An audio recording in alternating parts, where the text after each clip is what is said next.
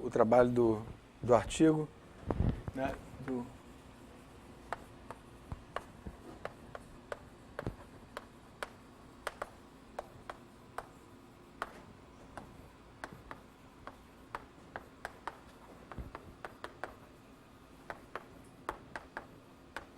da revista Studies Applied Math do MIT, de 83, e deixa eu reescrever o problema, já que eu só esbocei isso no começo da aula passada. Deixa eu fazer um desenho logo aqui.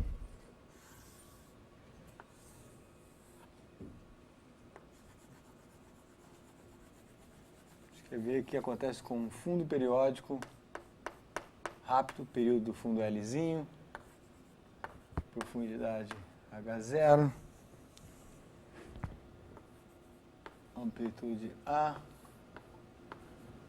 meio que um comprimento da largura de onda típica lambda, né? Então isso aqui é como se fosse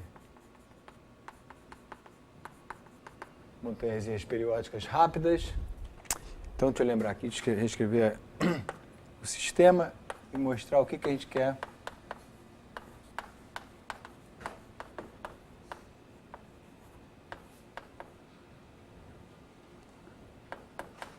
fazer. Aí como é que vai funcionar a técnica de múltiplas escalas?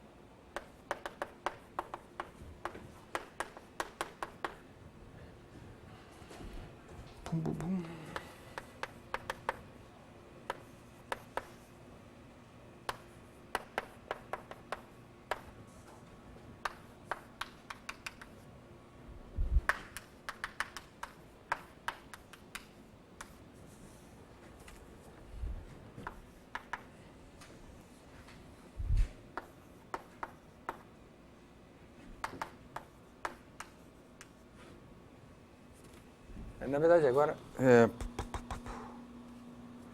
isso aqui, né, ficou de, deixa eu botar 1. Deixa eu ver aqui, deixa eu ver como é que vai ficar.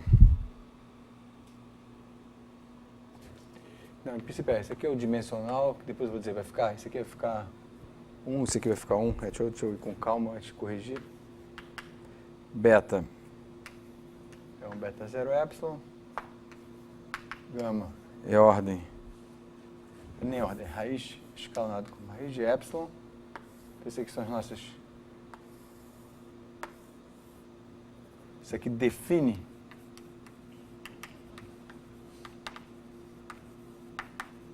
o regime de interesse, né, das nossas escalas. E tá aqui. Consideramos a topografia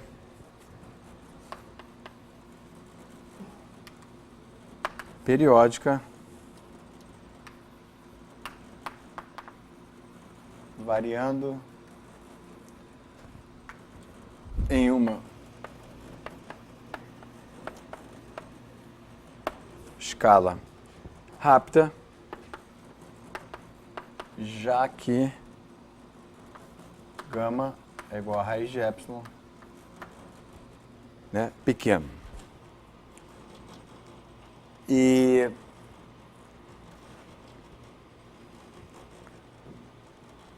tá, e aí, tá bom, primeiro eu tenho que definir as variáveis. Estou vendo aqui uma coisa que já está na minha cabeça, mas não está lembrando onde é que está. E aí vamos fazer o seguinte, a gente já tem, né, como eu fiz na aula passada, já há uma experiência dos autores, certamente de Papa Nicolau, e hoje é uma coisa como eu já fiz no computador, já fiz a teoria, para mim é natural, mas, se não me falha a memória, já de muitos anos atrás, a princípio era um pouco surpreendente, que há uma grande diferença, certamente era surpreendente, inclusive quando botar uma topografia que é modelada como uma topografia aleatória, ou seja, desordenada, aleatória não há nada de aleatório no fundo do mar, mas é uma maneira de pensar. Tá? Então, primeiro, para se entender, começar a se entender matematicamente, o que acontece com detalhes do fundo com respeito a uma onda. Primeiro exercício, periódico rápido. Né? Para que complicar? Aí depois você pode começar a fazer coisas mais complicadas, quase periódicos, seja o que for, ou até faz o aleatório, que é desordenado, sem estrutura. Esse L daqui, em vez de ser o período, é o comprimento de correlação.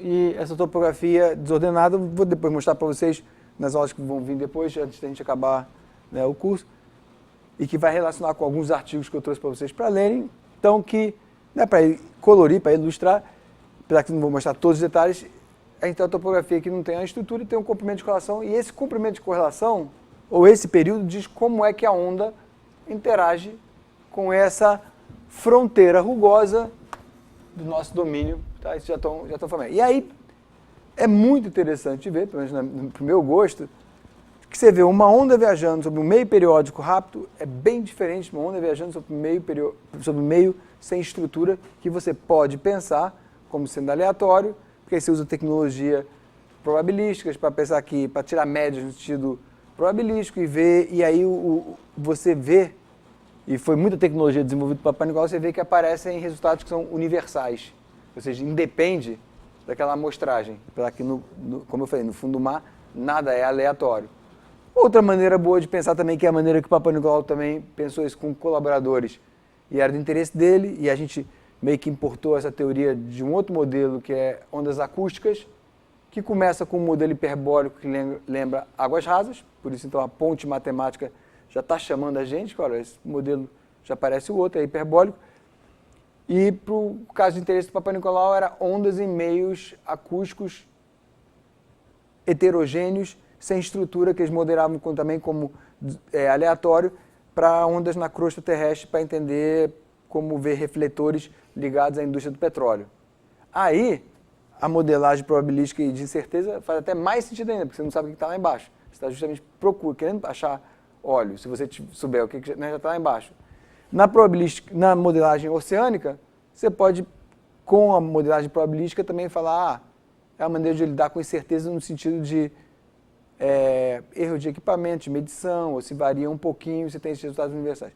Mas, de novo, vamos começar com um caso periódico, mas você não vê um fundo do mar, assim, um bando de costelinhas organizadinhas, né, com essas montanhas, e se for um tsunami, isso aqui tem 100 quilômetros, isso aqui tem centenas de metros ou até 1 quilômetro, e vai ver a cada quilômetro uma montanhazinha igual a outra. Não existe.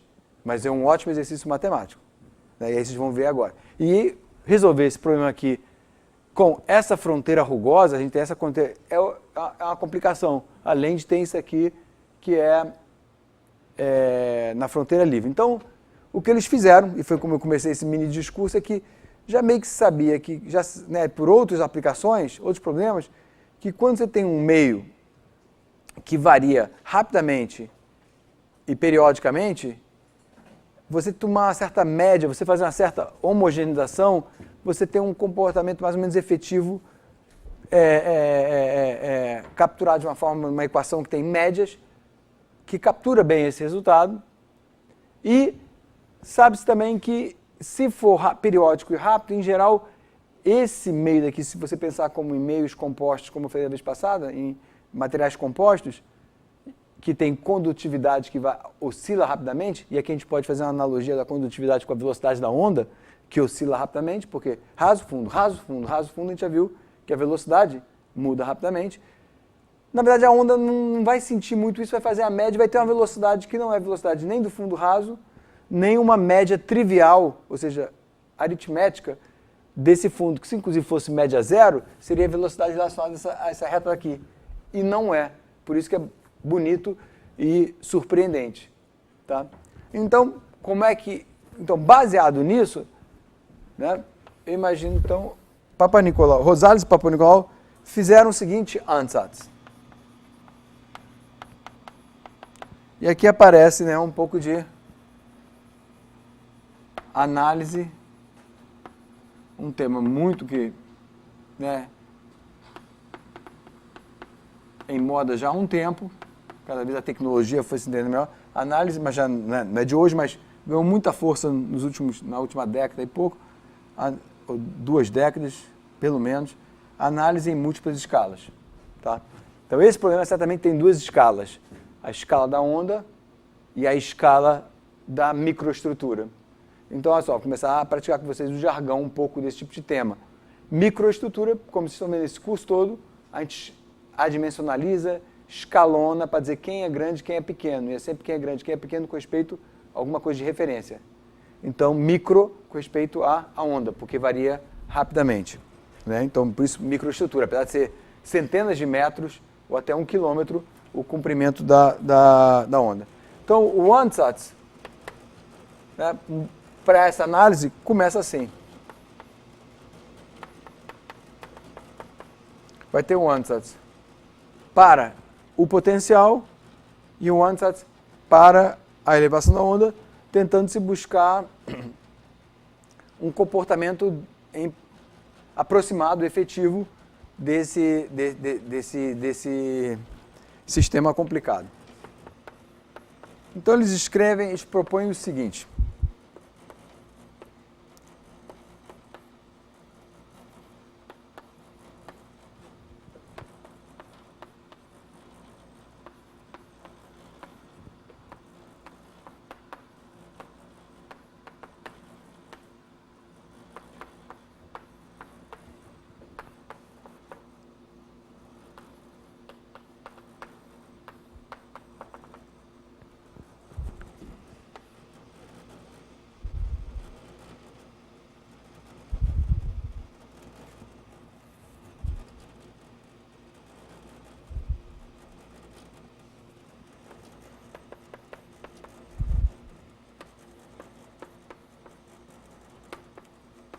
Minha letra estava ruim, eu quase não estava entendendo aqui.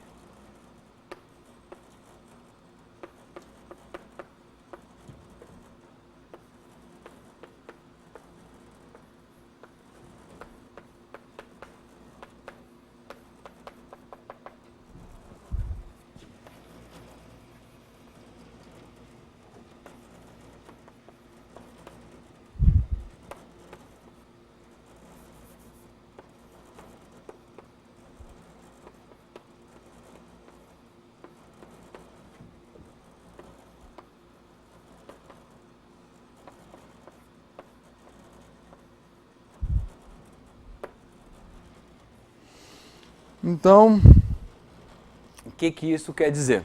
Né? Então, naquele espírito que eu falo brincando do professor japonês, sem dizer muitas palavras, quem já tem experiência no assunto já começa a adivinhar o que está se pensando. Vocês devem estar vendo isso pela primeira vez, tem que se explicar o que se está pensando em todo detalhe. Então, primeira coisa talvez a se notar, as expansões em série de potências estão em série de potências de raiz de epsilon. E uma das razões é porque eles escolheram assim, enfim, não sei porque eles chegaram exatamente esse valor, não botaram epsilon aqui, mas é um valor interessante, quer dizer, até sei porque não botaram epsilon aqui, isso aqui vai ficar a ordem 1, até imagino, né? Não sei, mas imagino, e dessa maneira que está escalonado, esse termo aqui,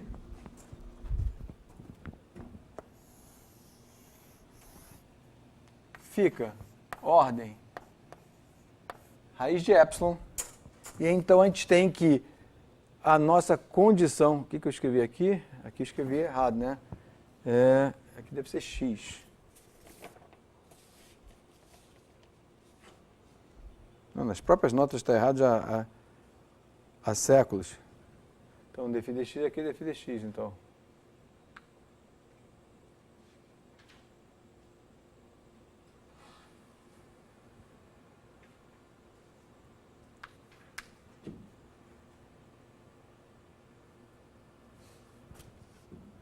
Não, tá certo? Não, tá certo, espera aí.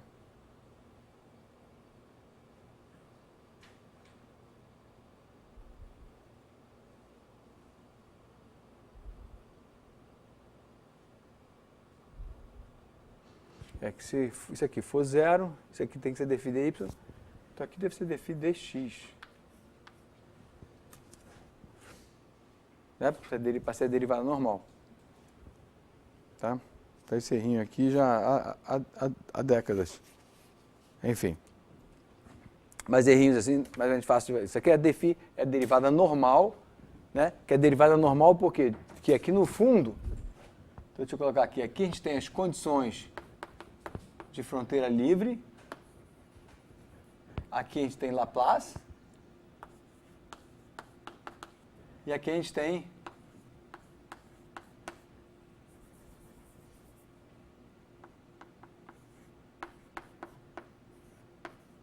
dφdn igual a zero, né, que é isso aqui.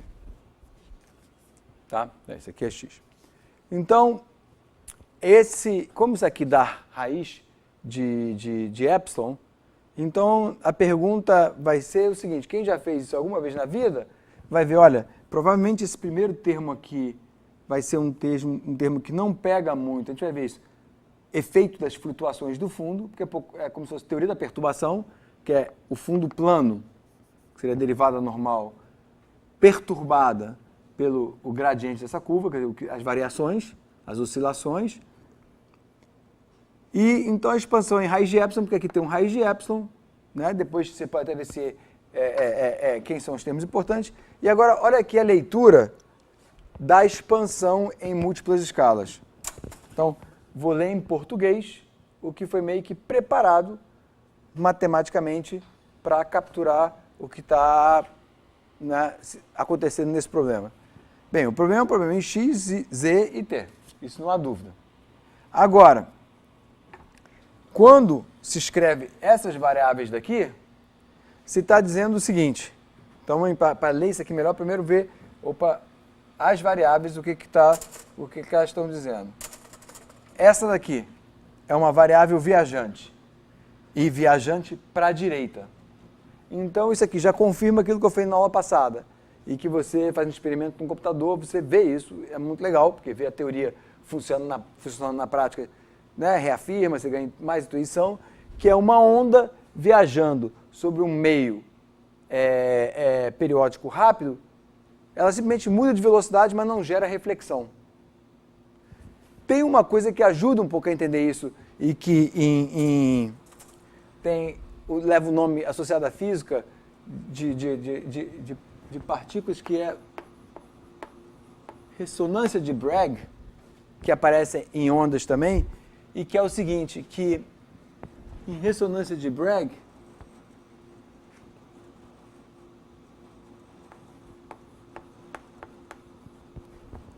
escrever aqui que 2 lambda, e aí em geral é para ondas periódicas e regime linear. Regime não linear é um pouco mais complicado, mas se isso aqui for metade do comprimento do fundo, então é para um caso que não é variando rapidamente, as pessoas percebem que quando tem essa relação entre frequência espacial e a frequência do fundo, é o momento em que há reflexão máxima.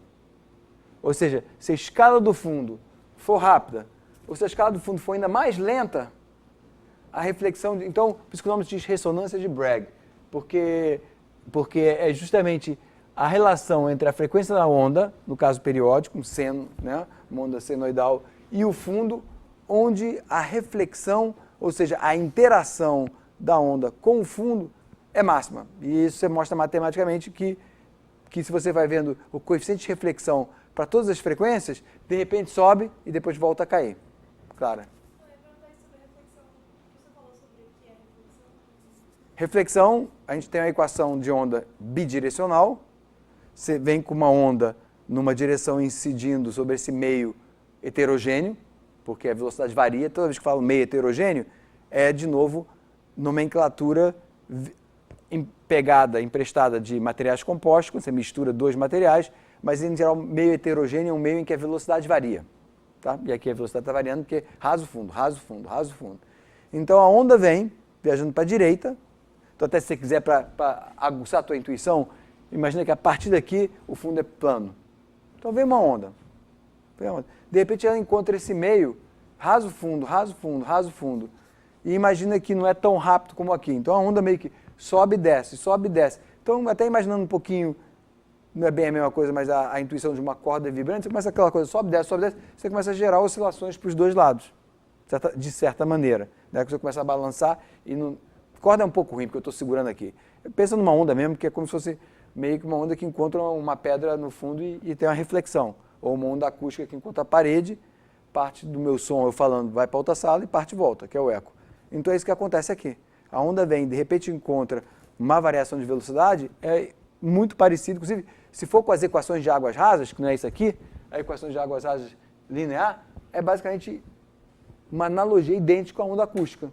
Parte da energia sobrevive ao obstáculo, parede, e aqui um degrau no fundo, e parte da energia volta, que é a onda refletida, e no caso acústica a gente chama de um eco. Tá? Então, a onda refletida é essa energia que controla o degrau, um obstáculo, né? Então parte dela é transmitida e parte da energia é refletida. Tá? O que é incrível aqui é que quando o fundo é periódico e rápido, não há reflexão nenhuma. Tá? E quando o fundo está nessa escala aqui, é o de máxima reflexão, por isso chama ressonância de Bragg.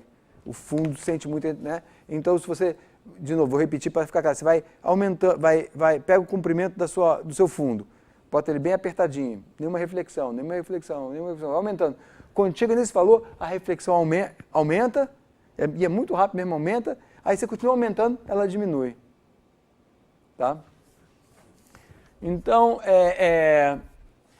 a analogia, eu mesmo que até quando eu era aluno do Papai Nicolau, eu comentei isso com ele, a minha intuição adquirida na época para isso, ele falou, não deixa de ser uma boa intuição, é um pouco a intuição de a roda de um carro numa estrada de terra. Para cá de você, bem, que delírio, né? Quer dizer, funciona da seguinte maneira, a escala da onda é como se fosse o tamanho da roda. E isso aqui são as costelinhas na pista. Quando a costelinha é muito rápida, como por exemplo aqui nas estradas brasileiras começaram a botar que chamam de sonorizador, que é basicamente a placa de concreto com os riscos para chamar a atenção do motorista que vai ter uma pedágio, alguma coisa adiante, faz rrr, né? Sabe o que eu estou falando, né? Em muitas estradas tem isso. Então, quando tem o sonorizador, o pneu não penetra, não consegue, pela escala do pneu, ele não consegue penetrar aqui. Então, quase que não treme dentro do carro, só faz uma certa vibração e não treme. Se você for espaçando essas costelas na estrada e a roda conseguir penetrar razoavelmente, quer dizer, for de um tamanho comparável à roda, um terço da roda, por exemplo, já penetrando, já o carro sacode muito. Então, é a analogia do mecanismo de reflexão. E quando a estrada sobe e desce devagar, mas você não sente nada, ninguém pula no banco de trás. Então a analogia é um pouco por aí. E então, para a onda, essa é a escala onde se observa o máximo de reflexão. Então, como a gente está num fundo que varia rapidamente, então, por que não tentar o ansatz de que, olha, tudo anda para a direita, com uma velocidade que a gente não sabe, a gente vai aprender a calculá-la, não é a velocidade de fundo plano, a gente vai ver, e eu imagino que esses dois, pela experiência e qualidade deles, o Rubem Rosales também já imaginavam, por homogeneização, se tem uma condutividade efetiva, que deve ter uma velocidade efetiva. Como vamos calculá-la? Vocês vão aprender como calculá-la. Tá? Então, tem uma velocidade, então você que está pedindo no ansatz. Eu quero ver se eu consigo pegar deduzir uma equação para uma onda e do tipo KdV. Tá? Vai sair já meio que já está pensando em KdV. Uma equação do tipo KdV. Será que a gente tem para uma onda que só anda para a direita? Tá? Essa aqui é a escala rápida associada à topografia. Então, essa aqui é mais que a escala rápida, de falar correto. Como a gente está fazendo variáveis em múltiplas escalas, então a gente inventa variáveis, matematicamente, que são, em princípio, parecem ser independentes. Olha só, xi, eu podia chamar aqui de W, chamaram de xi, tá? Mas xi e ki, que essa letra grega parece um x, mas xi e ki são variáveis independentes, da maneira que eu estou cozinhando o problema. Mas, na verdade, as duas estão relacionadas a x. essa aqui é x na escala de referência 1, essa aqui é x variando numa escala rápida. Certo? Enquanto x varia de 0 a 1, no tempo zero, pensa no tempo zero, enquanto x varia de 0 a 1, que varia de 0 a 1. Enquanto x varia de 0 a 1, se isso aqui for 10 a menos 3, o xi varia de 0 a 1000. Então é um pouco, a gente vai dizer por questão de normalizar, vamos botar uma topografia com período 1, se não me falha a memória, né? Então, enquanto isso aqui variou de o xi, então em xi ela é 1 periódica, certo? Então, enquanto você passou 1000 períodos desse cara daqui, por exemplo, você passou só alguns comprimentos de onda, porque está variando rápido. Então, a gente já está... Isso aqui, então, gente, quer ver, perdão? Variável rápida. E é isso que é uma análise, né? No caso aqui, a análise assintótica formal em múltiplas escalas. Já temos aqui duas variáveis horizontais em escalas diferentes. E aqui, esse tempo tal é um tempo que varia lentamente para ter um efeito de média, quer dizer, sobre a onda viajando sobre essas várias corcovinhas da topografia.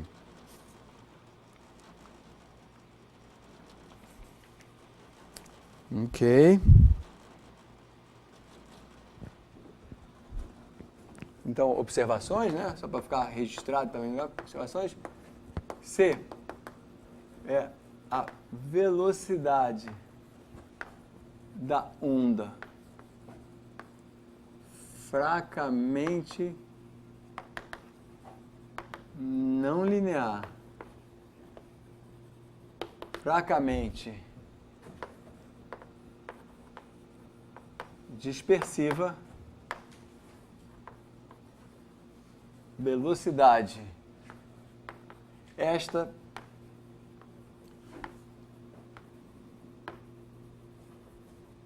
a ser determinada. Por que é fracamente não linear, fracamente dispersiva? Porque já está aqui, já foi colocado aqui que alfa e beta são ordem epsilon. Observação 2, H de xi mais 1 é igual a H de xi. Tá? Se normalizou o período, então nessa variável rápida, o H de xi, não, aqui ó, H de xi, x sobre raiz de epsilon, o H de xi é um periódico. Tá? Então criamos duas variáveis espaciais. Então um pouquinho essa análise é como se a gente tivesse um pouco um óculos com uma lente bifocal, para perto e para longe, olhando ao mesmo tempo. Né? Essa aqui é para perto, microestrutura. Essa aqui é mais para longe. E a pergunta é, essas escalas ou essas variáveis, em princípio criadas como variáveis independentes, interagem?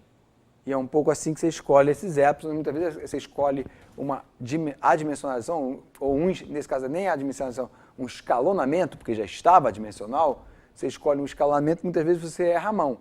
Você bota, vou fazer essa microestrutura, então você vê, na verdade, a microestrutura não conversa, não afeta a dinâmica de outras variáveis. Você vai ver agora o que eu quero dizer com isso.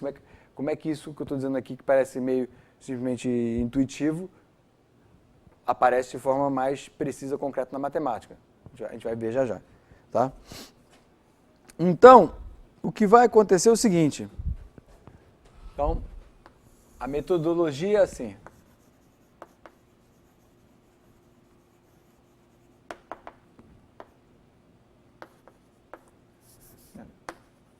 Vamos substituir o ansatz no sistema, certo? Como a gente viu.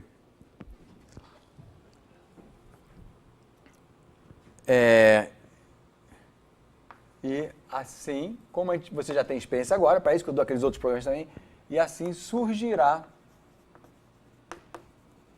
uma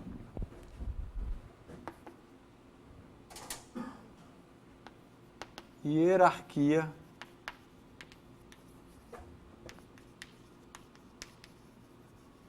de problemas. Estou falando nada novo para vocês. Vocês já viram isso?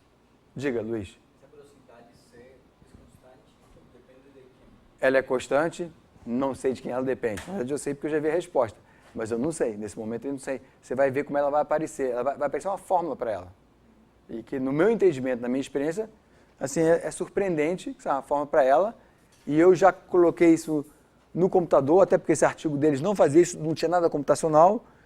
E quando eu comecei a trabalhar com o Papai Nicolau, ele achava que a parte de topografia desordenada, a modelagem probabilística que eles faziam aqui era muito limitada, e era mesmo, que era uma KDV, que é unidirecional, e quando tem o fundo aleatório tem ondas refletidas e tal, então tinha que ser uma coisa bidirecional, blá, blá, blá. Então, depois que eu comecei a entender, fazer a coisa no computador, eu falei, deixa eu testar primeiro com fundo periódico para ver se meu programa funcionava. E foi lindo de ver que com um método numérico bom, você bota fundo plano, a onda viaja com a velocidade 1, que você normalizou. Você bota fundo periódico rápido, a viaja com uma velocidade menor do que 1, que não é muito menor do que 1, é tipo, passa de 1 para 0,97, mas você vê que o método numérico a onda viaja com velocidade 1 por um bom tempo, aí você vê que a outra viaja com 0,97 por um bom tempo sem gerar reflexão, e aí você pega a fórmula da velocidade C, que vai aparecer aqui mais adiante, e que é uma fórmula complicada e resolve, que está associada a uns problemas auxiliares, e calcula na mão, de forma aproximada, o valor dela e dá perto de 0,97. Então, é muito bom porque um pouco uma mão lava a outra, no sentido que a teoria ajuda a confirmar que você viu no computador e o computador ajuda também a você confirmar que você fez na teoria, porque na teoria também você tem que fazer umas aproximaçõezinhas, porque resolver na mão, vocês vão ver, o problema que te dá C é não trivial. Tá? Então, eu não sei qual é C, mas é constante. Tá? E é colocada aqui como uma constante, é encomendada como uma constante. Tá? Você entende o que eu quero dizer por encomendada, né? Que é um ansatz, é uma encomenda intelectual. Espero que a solução seja assim, com uma velocidade assim, que é constante e tal, e depois você vai ver se você pediu demais, fez um erro, né? Quer dizer, pediu demais, aparece uma coisa que não é boa. Então, ok? Então, na verdade, a gente vai fazer o seguinte, a gente vai acabar reduzindo esse problema, tá? Então, uma hierarquia de problemas, isso é natural para vocês, e esses problemas, isso vocês vão ficar um pouquinho assim, mas assim que eu escrever talvez vai ficar mais claro, e esses problemas, ou esses sistemas, dessa hierarquia aqui de problemas, para não falar problemas, mas esses problemas, esses sistemas são o que eu chamo são problemas celulares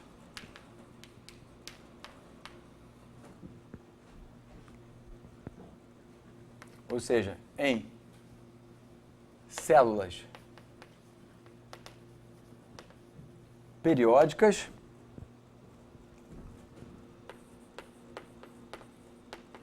definidas por xi entre 0 e 1, que é o período, e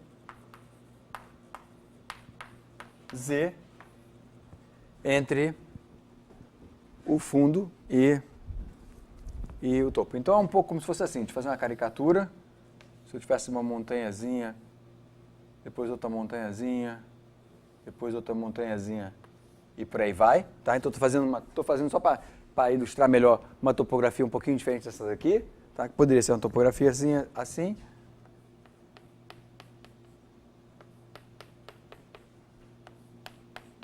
E isso com certeza também é tecnologia já aprendida por esse pessoal, pelos autores, advinda de homogeneização, né? Como eu falei, Papai Nicolau tem um livro com outros dois grandes matemáticos, um na época, né, mais sênior do que ele visitou, que é o Lyons, e que virou um livro de referência em homogeneização. Então, isso aqui é a célula normalizada, né? Ou seja, de período 1. Então, o que eu colori agora é o fluido. Está claro esse meu desenho ou não? Então, eu quero agora entender um probleminha, meus probleminhas reduzidos dessa célula na hora que eu embuti, joguei aquilo tudo, é trabalho braçal, e aí fazendo trabalho braçal, aí o que eu vou mostrar agora é o resultado de contas simples, mas sujeira que você limpa, que organiza, e sai o seguinte. Tá? Então isso aqui, na nossa nomenclatura, eu nem botei aqui nas notas, mas vou chamar assim para manter a nossa nomenclatura. Isso aqui é o problema de ordem raiz de epsilon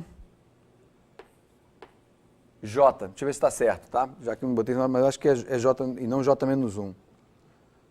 Não, porque começa de 0, então está certo. Tá? Então J 0, 1, 2, por aí vai. Então está aqui o problema.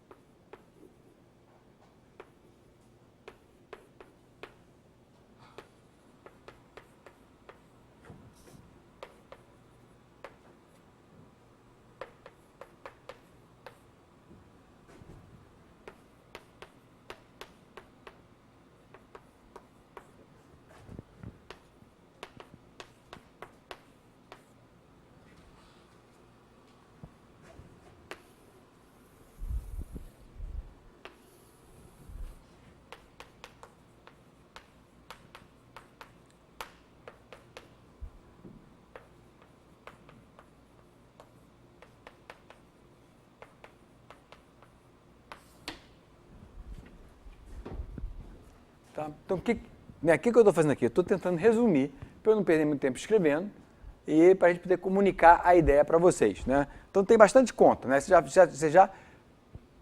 Todas as listas, tudo que eu passei para vocês não deixa de ser à toa, para vocês sentirem na pele essas coisas e aprenderem e depois eu no quadro negro, com poucas palavras, poder comunicar. Né? Então, olha só, pega isso aqui, esse caminhão, né?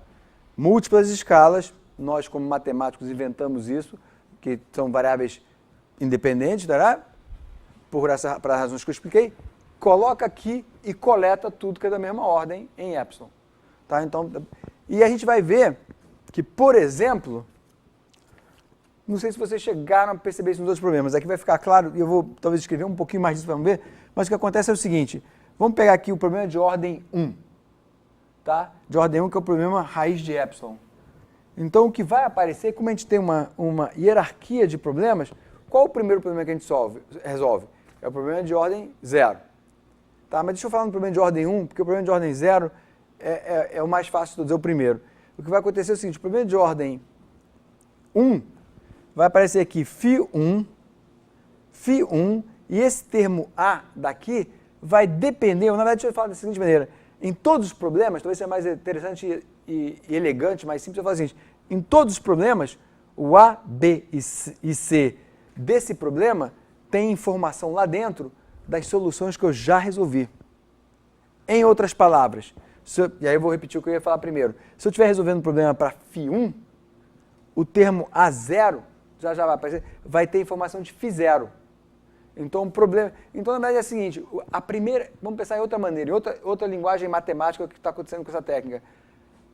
Assim que eu vou descendo, vou nessa. Isso aqui é como se fosse uma série de potências. Então, assim que eu vou para os termos mais altos da série de potências, que na verdade estão aperfeiçoando minha solução, certo? Estão melhorando o meu erro, eu estou fazendo isso da seguinte maneira. Cada vez que eu resolvo um problema, esse problema acaba sendo um forçante, ele passa a informação já adquirida para o problema anterior. E conforme eu vou resolvendo, esses termos do lado direito aqui vão ficando enormes, porque eles vão trazendo informação dos problemas anteriores, já eu vou escrever isso. Mas do ponto de vista de EDPs, tá? Então, por isso que eu não escrevo, isso aqui é um caminhão, talvez eu escreva em algum momento, está aqui na nota, algum desses caras. Mas olha só, mas do ponto de vista de EDPs, essa análise de múltiplas escalas já começa a mostrar um certo atrativo, já começa a ficar interessante. Por quê? Porque a gente, se der tudo certo, o que a gente acabou de fazer foi trocar um problema não linear, com fronteira livre, para uma hierarquia infinita, que é a série de potências, é isso, né? Série de potências, é isso, para uma hierarquia de infinitos problemas de uma classe mais simples de EDP. Por quê? Porque se isso aqui é conhecido, isso aqui, esquece esse beta, bota beta igual a 1 só para um momento, isso aqui é uma equação de Poisson com dado de Neumann no topo e um dado de Neumann também aproximado aqui no fundo, certo? Isso aqui tem a derivada do y e por aí vai, né? Não é bem, vai depender da inclinação, enfim, e todos eles forçados, não é Neumann homogêneo, ele é forçado e trazendo informação dos dados anteriores. E aí aqui, como a gente escreveu, vocês estão vendo, a gente escreve e é um pouco assim que você escolhe também teus épsilons. Se você não soubesse muito, você botava um épsilon aqui elevado à potência PQM para esperar o que acontece, aí você substitui, aí você vai vendo um pouquinho como é que é uma boa maneira de escolher esses épsilons. E aí, o que acontece? Aqui aparece como em primeira ordem um problema só em Xi e em Z, certo? Então, o que isso já me diz? Que eu estou resolvendo uma equação de Poisson na microescala, ou seja, na célula periódica. E aí, se eu aprender a fazer médias na célula periódica, eu levo essas médias para macroescala. Então, isso já está escrito aqui na notação. Eu botei um ponto e vírgula aqui, porque as macrovariáveis, que é variável viajante e tempo devagar, que é εt, que é para ver a coisa, ficam como parâmetros aqui, tá? Então, é claro, depois a gente vai ver como fazer, vai acabar aparecendo uma separação de variáveis quando a gente escreve esses termos de forma mais explícita. Então, eu acabei de falar de separação de variáveis, então a primeira coisa que a gente pode fazer para tentar simplificar, então, vamos tentar simplificar mais e propor uma separação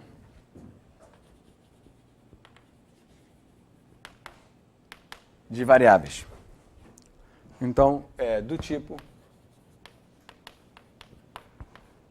f de xz, né, a notação do artigo deles, psi. Então, eu meio que já tinha meio que falado isso para vocês, né? O que essa separação de variáveis diz?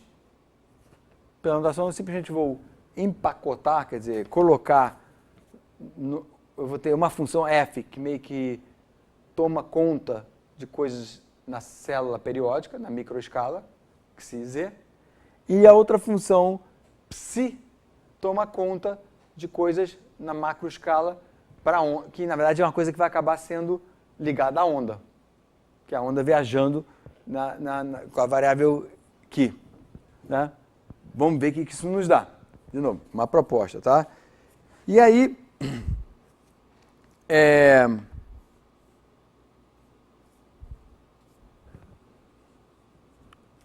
na hora que você faz isso, então agora tem o seguinte, que eu realmente não escrevi todas, porque aí teria que olhar o artigo, né, vendo isso e pela cara desses termos daqui, né, aí você substitui. Então, daqui obtemos. Então, aqui vocês têm que dar um voto de confiança, mas é porque senão não contaria uma lambança, é só conta, né? E aí, substituindo isso aqui, surge o seguinte problema. Obtemos beta 0, f de xi, f de zz, não, igual a xz,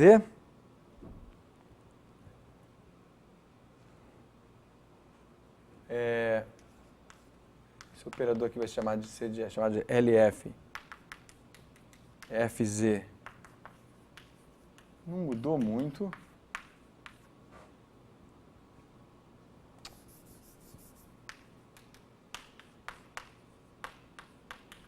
Esse A e B são diferentes do lá de cima. FZ igual a C de Z, no base no topo,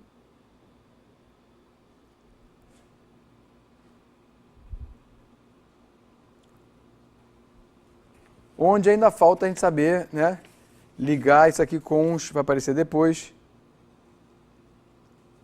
ligar isso aqui com os xis. Tá? Então, vamos ver como os xis. Então, você substitui isso aqui e você vê que, o que foi feito? Substituindo equações da forma assim, como não tem, na verdade é o seguinte, como não tem nenhuma derivada, nenhum termo aqui em que e tal, é meio que o psi fica flutuando, certo? E sai do problema. Então, vamos ver se dá, né? Isso vai tudo depois se juntar. E a gente tem esse problema daqui, que na verdade eu acho que nem precisaria quase fazer esse passo aqui. E aí agora aqui, isso aqui é só para chamar a atenção, o que a gente precisa num problema como esse? Então isso aqui é um problema tipo Poisson, um problema puramente elíptico linear, tipo Laplace, menos do B0, mais grande coisa. Eu tenho esse problema daqui com essas condições de fronteira.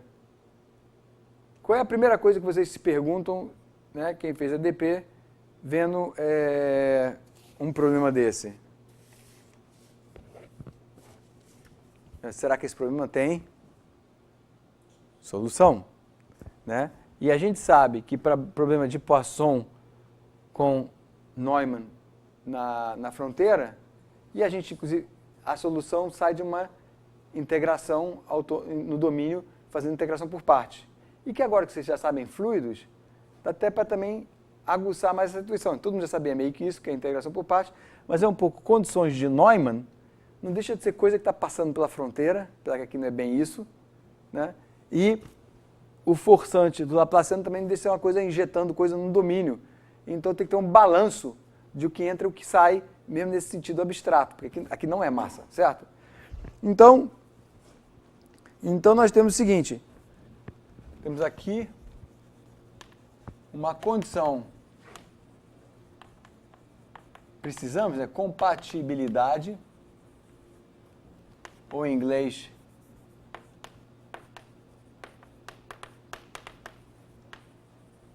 solvability condition, e que diz o seguinte,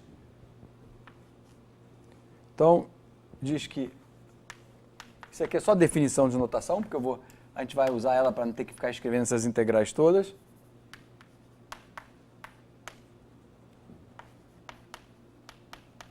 Mas olha, se eu escrever isso aqui em silêncio, eu acho que vocês já conseguem entender a minha notação.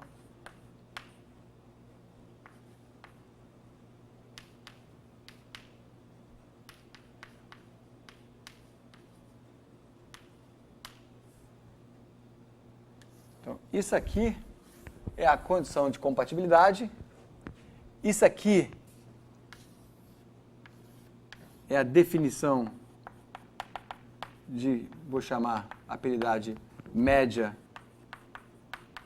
celular, né, do inglês cell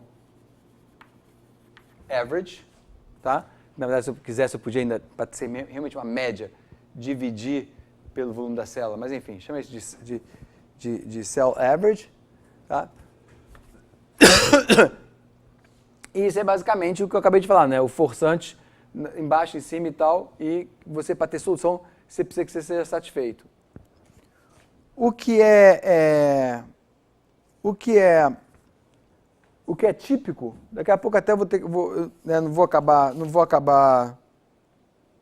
talvez eu consiga acabar, porque eu quero depois entregar as coisas para vocês fazerem o seminário, e para cada um que eu der o material, eu poder comentar para ajudar vocês, tá? E esse tipo de coisa, dessa condição de compatibilidade, isso é uma coisa que eu acho que tem um pouquinho no artigo que eu pensei em dar para o Daniel, que é o seguinte, né? Então já ir sabendo, é o seguinte, esses problemas daqui,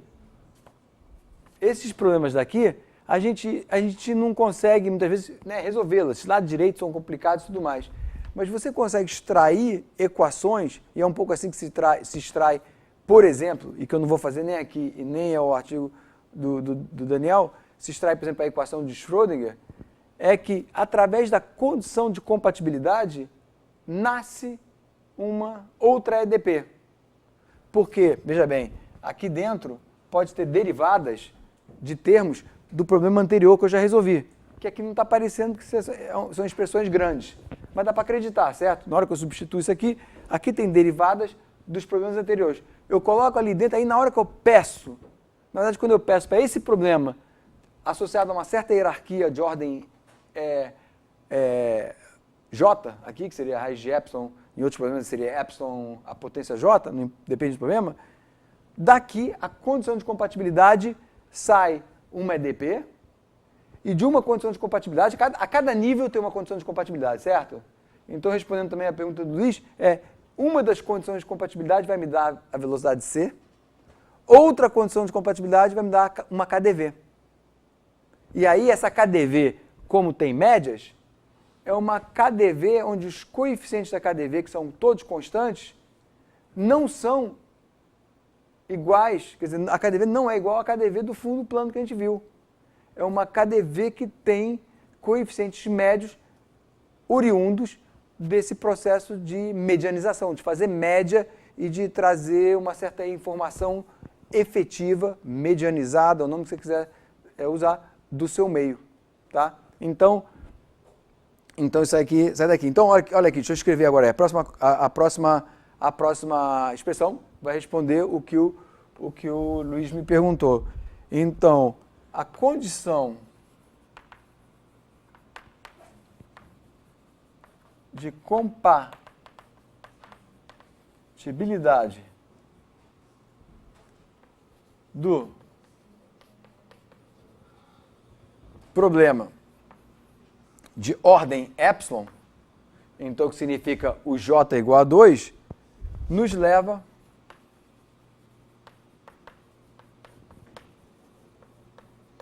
à expressão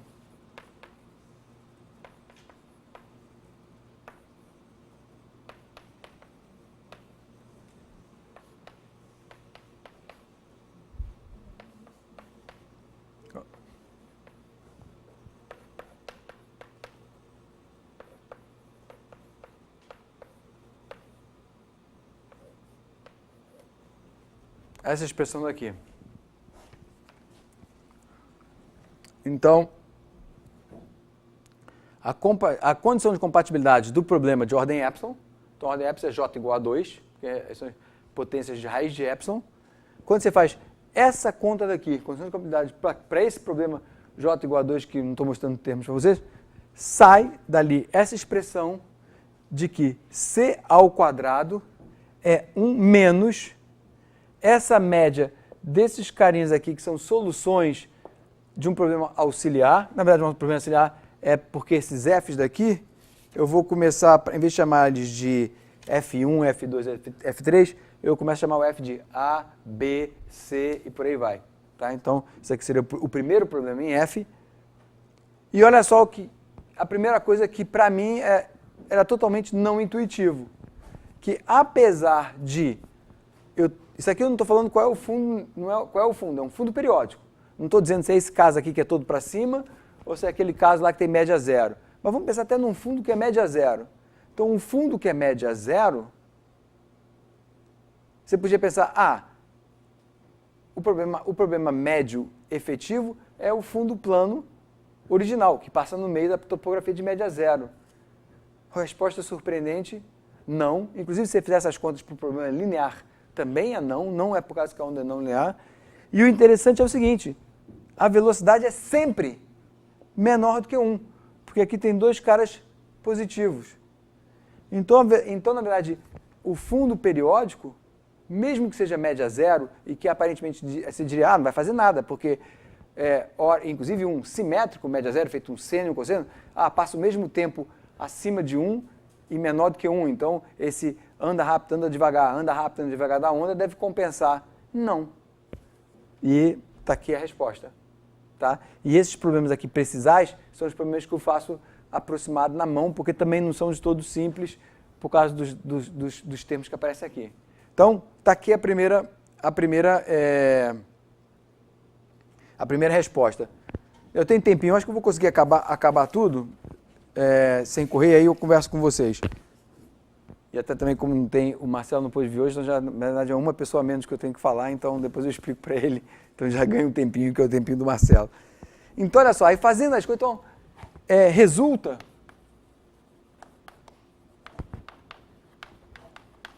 que obtemos soluções como abaixo. Φ0 é isso aqui. Φ1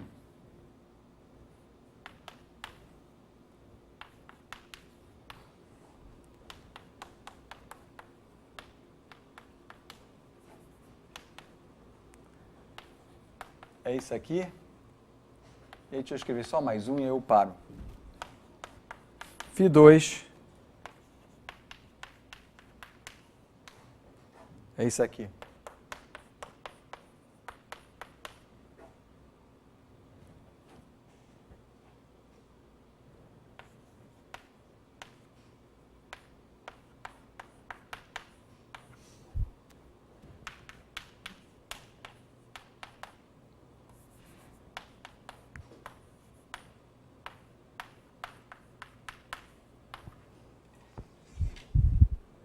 Não é 3 não, é 2, 2. Com o tio que é um outro carinha. Que agora eu esqueço um pouco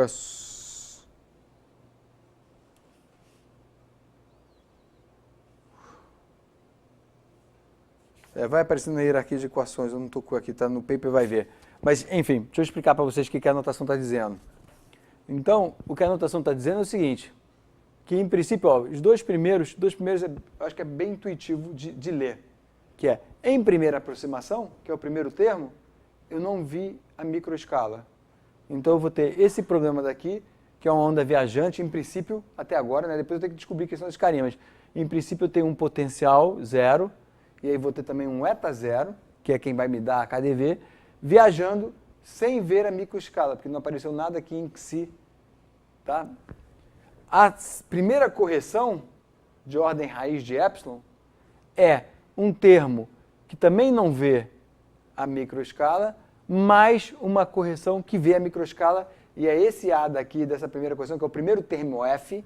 Como eu falei, ó, o primeiro termo F é A, esse A é o mesmo de cima, depois o segundo F é um B e por aí vai, tá? Em vez de botar mais J's e coisas assim. Esse primeiro A aqui, já nessa questão, é o A que deu pra gente a fórmula do C, tá? E aí eu tenho então esses dois termos viajantes, isso tem a ver com os termos forçantes. E a maneira talvez de pensar, se não me falha a memória, que agora até me escapa um pouquinho, é o seguinte, se eu estou resolvendo uma equação de Poisson, que está sendo forçada aqui por exemplo, essa equação daqui, se esse A daqui tiver um A1 mais um A2, por problema linear, eu resolvo para o A1 e faço minha separação e resolvo para o A2. Certo? E aí e somo, e grudo. Se não me falha a memória, que está me dando um pouquinho, tem que olhar o artigo, isso aqui eu acho que é um pouco ao longo dessas linhas.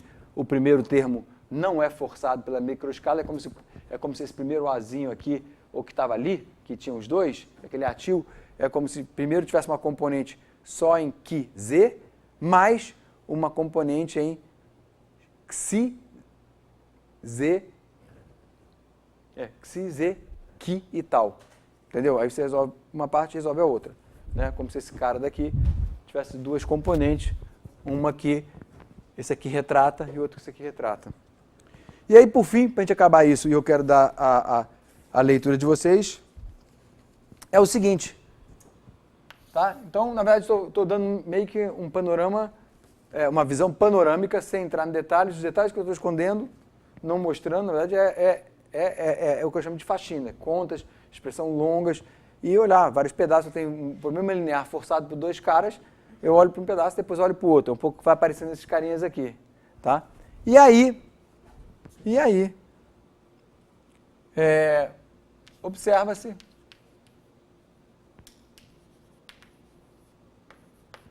que eta zero é igual a C φ que tal e também que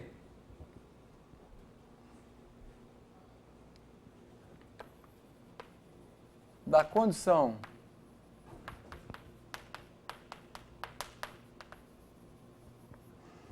de compatibilidade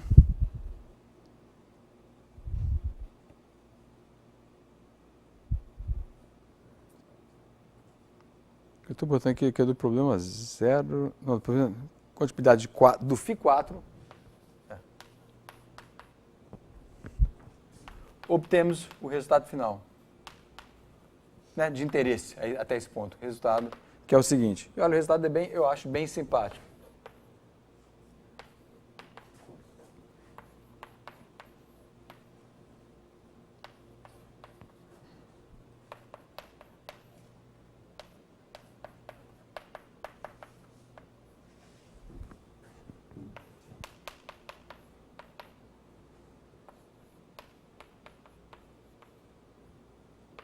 É simpático no sentido de, né, mais que simpático, interessante. Isso, né, assim, não...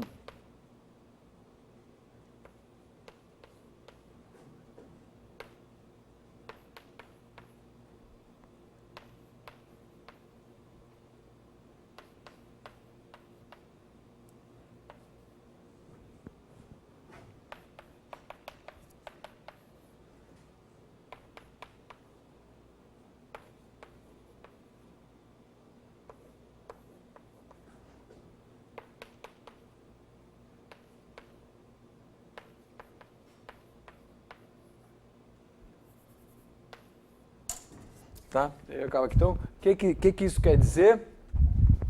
Então, olha só, que da condição de compatibilidade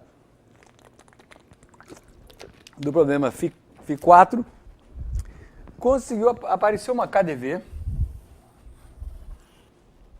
digamos assim, macroscópica, usando terminologia na variável viajante e no tempo lento. Então, uma KdV, está aqui a KdV macroscópica, em que, interessantemente, o coeficiente de não linearidade e o coeficiente de dispersão são altamente não triviais, que era simplesmente, no problema fundo plano, era alfa e beta, que aparecia ali, beta sobre 6, enfim, e alfa, beta sobre 6. E aqui aparece uma coisa mais complicada, e aí deixa eu ler o coeficiente para vocês.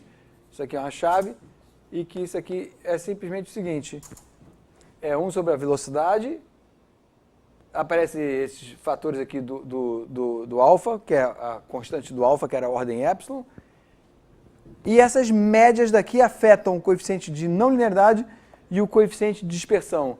Essas médias aqui, só para deixar mais compacta a notação, média S e média F significa na superfície e no fundo. Então isso aqui é como se fosse a integral, é basicamente associado isso aqui, é como se fosse um pedaço desse aqui que seria na superfície e outro no fundo.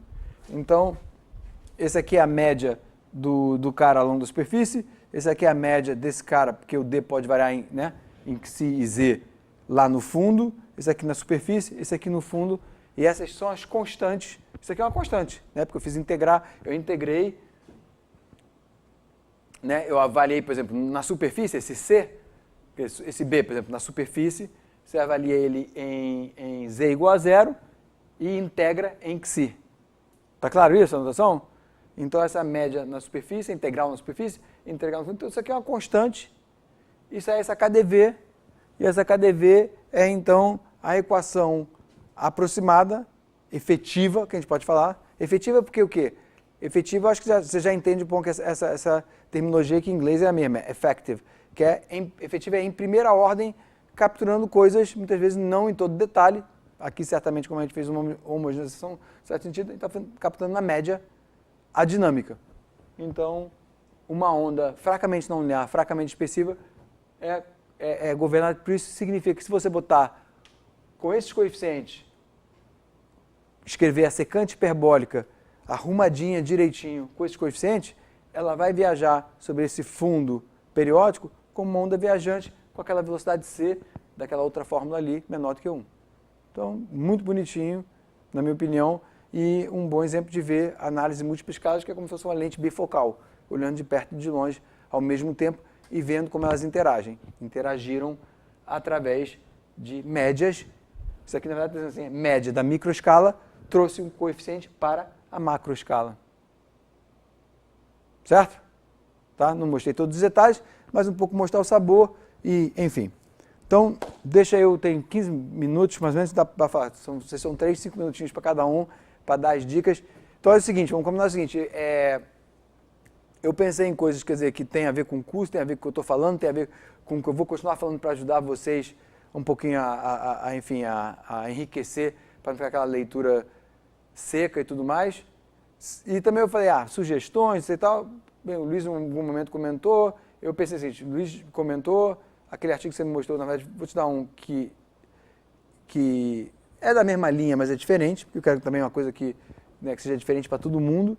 E pensei um pouquinho, né, pelo perfil de vocês. Então, para você, Clara, eu trouxe até um livro que eu sei que você está enveredando mais para coisa de probabilidade, fez curso de probabilidade, então você vai estudar um pouquinho o beabá, o inicialzinho de turbulência. Então, como é que você faz médias no sentido probabilístico para reescrever as equações de Navier-Stokes no sentido de médias de probabilidade, né? Não precisa entrar em detalhes da teoria de probabilidade, simplesmente você pode motivar para os colegas, essa média daqui não é uma média assim, é a média no sentido de, com uma medida de probabilidade a ser escolhida, enfim. E o que acontece quando você sai tirando média de Navier-Stokes, como você tem termos quadráticos e tudo mais, você vai ter problema de fechar as equações. Então o livro um pouco explica e coisas associadas a isso, e aí para todo mundo um pouco o tempo de palestra, de seminário. Eu acho importante dosar para falar de 45 minutos a 1 hora, se errar, que erre por pouco, porque falar meia hora é ruim, e se fica um pouco nervoso falar em público e tal, tem a tendência a acelerar e falar rápido demais, e também se enrolar demais e levar 1h15, também é ruim.